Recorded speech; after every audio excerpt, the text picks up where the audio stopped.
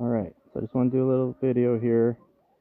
This is a perfect example of what's going on with your system and the settings I have.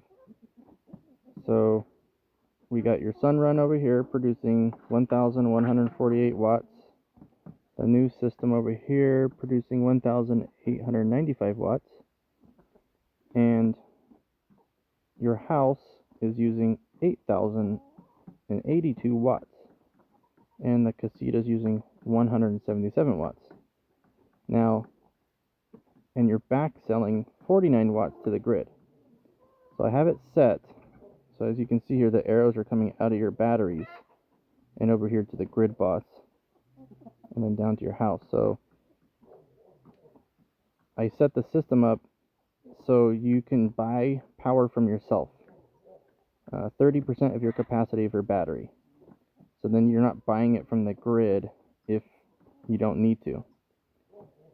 And the battery is putting out 1,954 watts, combining it with your solar production to supply your house. Now your house just dropped down to 3,907 watts.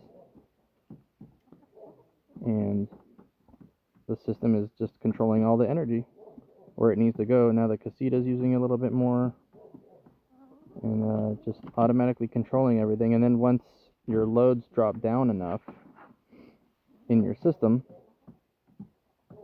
it'll start charging your batteries back up, trying to get back up to 100%. But obviously you might have a difficult time doing that because it's winter and it's really cloudy today, but you're still producing quite a bit of power.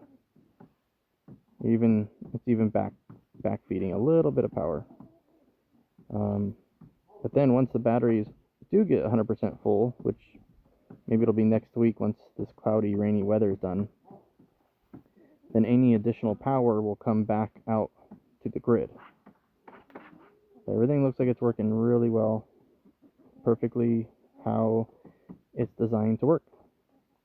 So I just want to do a little video for you here and show you how it's looking.